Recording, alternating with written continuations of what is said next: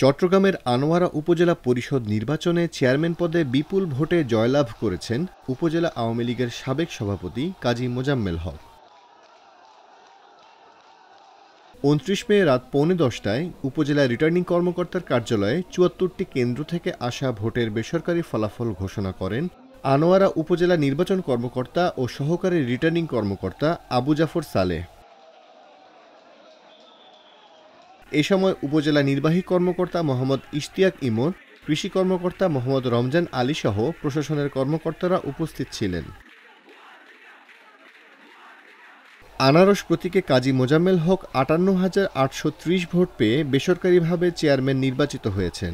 দুইবার উপজেলা পরিষদের চেয়ারম্যান তৌহিদুল হক চৌধুরী দোয়াত কলম মার্কা পেয়েছেন ৩৬,৮০৭ ভোট ও উপজেলা আওয়ামী লীগ সভাপতি অধ্যাপক এম.এ. মান্নান চৌধুরী মোটরসাইকেল মার্কায় পেয়েছেন মাত্র ৩৩০ ভোট।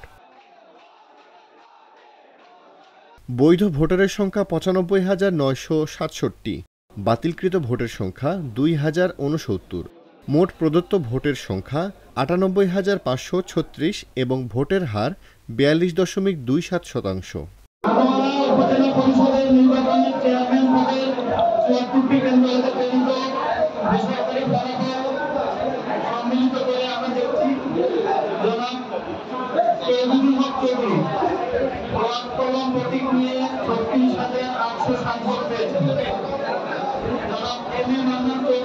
মোটরসাইকেল প্রতীক নিয়ে ৩২০ ভোট পেয়েছেন।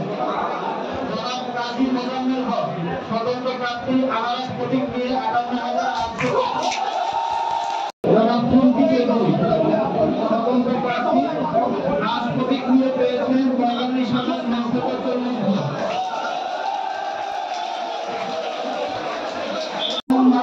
উনি স্বতন্ত্র প্রার্থী চশমা প্রতীক নিয়ে ৩১,১৫৭ ভোট পেয়ে উপজেলা পরিষদের ভাইস চেয়ারম্যান।